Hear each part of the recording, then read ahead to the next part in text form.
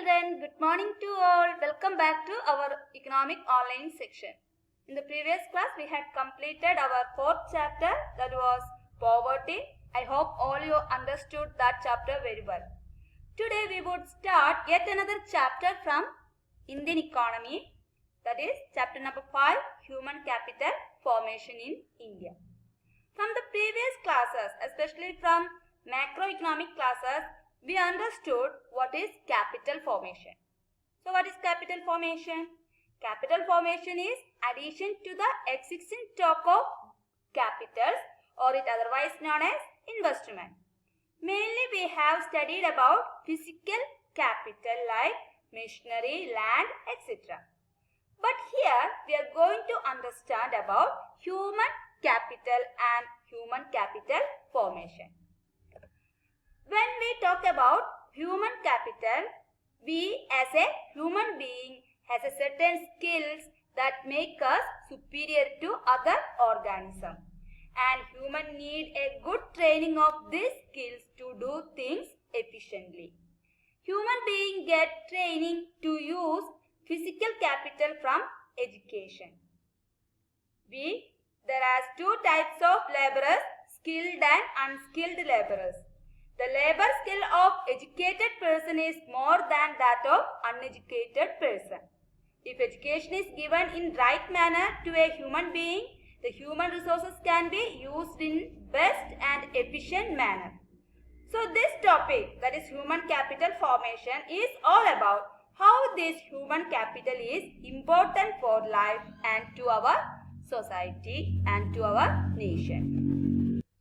What is human capital? It is a competent people who have themselves been educated and trained as professionals. That is known as human capital.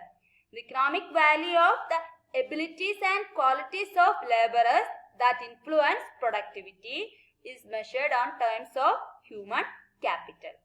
Okay, then what are the difference between physical capital and human capital?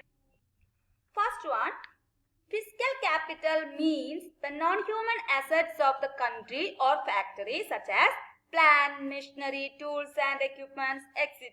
that helps in the process of production.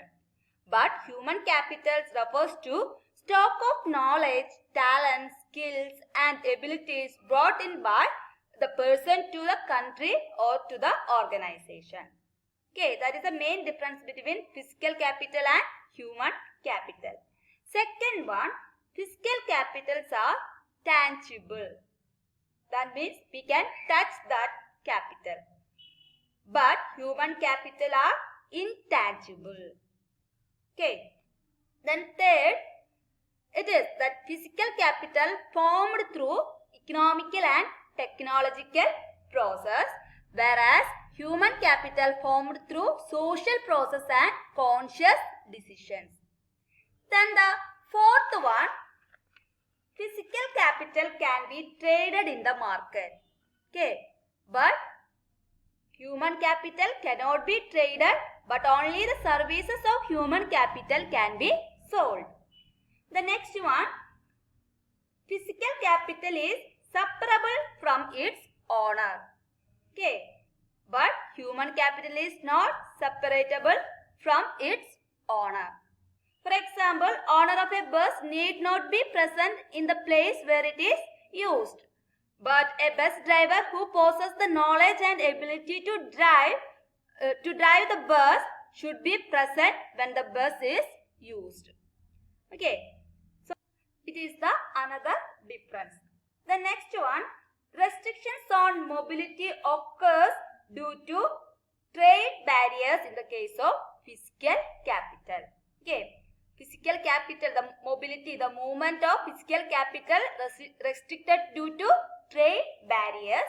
But in the case of human capital, these barriers, that is movement barriers or mobility restricted or mobility restrictions occurs out of nationality and culture. The last one, constant use of physical capital leads to its depreciation. But in the case of human capital, aging leads to depreciation. but it can be minimized. So these are the differences between physical and human capital. Next we move into the topic, the sources of human capital. What are the sources of human capital? The sources of human capital are education, health, on-the-job training, migration, and also information. These are the expenditure on all these factors. All these items is known as source of human capital. Let us discuss one by one. The first source of human capital is investment in education. As we discussed, education is an important ingredient of human capital formation. So what are the importance of education in human life? The importance of education are, first one, higher earning capacity. With education, a person can get more skills as compared to uneducated person. Hence, educated person able to generate more income. Second one, social standing and pride. Educated people get respect from society. It gives him a self-pride. Then third one, make better choices in life. Compared to a person who just completed his BCom with a person who completed CA, the CA person get more opportunity than a BCom graduate. And also he has more knowledge, so he would make better choices in life. Then next one, knowledge to understand the changes taking place. As your education increases, knowledge also increases. So educated person can understand changes in political condition, economic condition, or social condition of a country, and also the activities carried out around the world, etc. The next one, education stimulates innovation. Education helps us to encourage our innovative ideas and also facilitate adaptation of new technologies. Then the next one, accelerates development process. In a country with more educated people can achieve development as compared to the nation where average education level or illiteracy level is low. Okay, so the purpose of investment in education is to increase future income. Okay student, this is the important source of human capital formation. The next important source of human capital is investment in health. Why it is important? Because if a person is constantly ill, the person cannot perform well. Hence, expenditure on health is very important source of capital formation. So, there are 4 kinds of health expenditure. They are, first one, expenditure on preventive medicines. That, for example, vaccinations.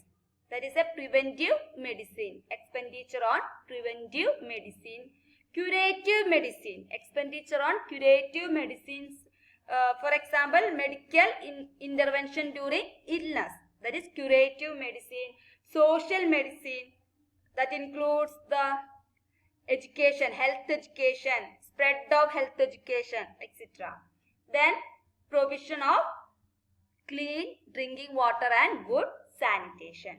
These are the expenditure on health. So this expenditure provides better health to the society, better health condition to the laborers. So this was the main source of capital formation. Then the next source of capital formation is on-the-job training. So on-the-job training is very important in human capital formation. It may take different forms.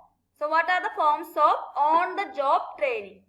The first one, the worker may be trained in the firm itself under the supervision of a skilled laborer.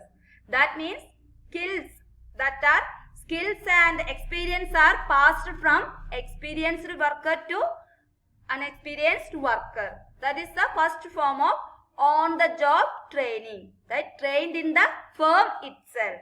Then the second form of on-the-job training is worker may be sent for off-campus training or they are taken away from their place of work to be trained at a special training centers. So these are the two forms of on-the-job training. Then the ultimate objective of this training is to enhance productivity, the productivity of the labor. Okay, so it is the main source of capital formation. The next source is migration for better job and salaries, right? That means expenditure on migration. Human capital always migrate from one place to another for better jobs. Migration involves cost of transportation, higher cost of living in the migrated places, and psychological cost of living in a strange place. So this expenditure on migration is also a source of capital formation. Last one is expenditure on information. So expenditure incurred for acquiring information relating to the labor markets, share markets and other markets is also a source of capital formation, human capital formation. So these are the important sources of human capital formation, that are investment in education, investment in health, then expenditure on the job training, then expenditure on migration, then also expenditure on information.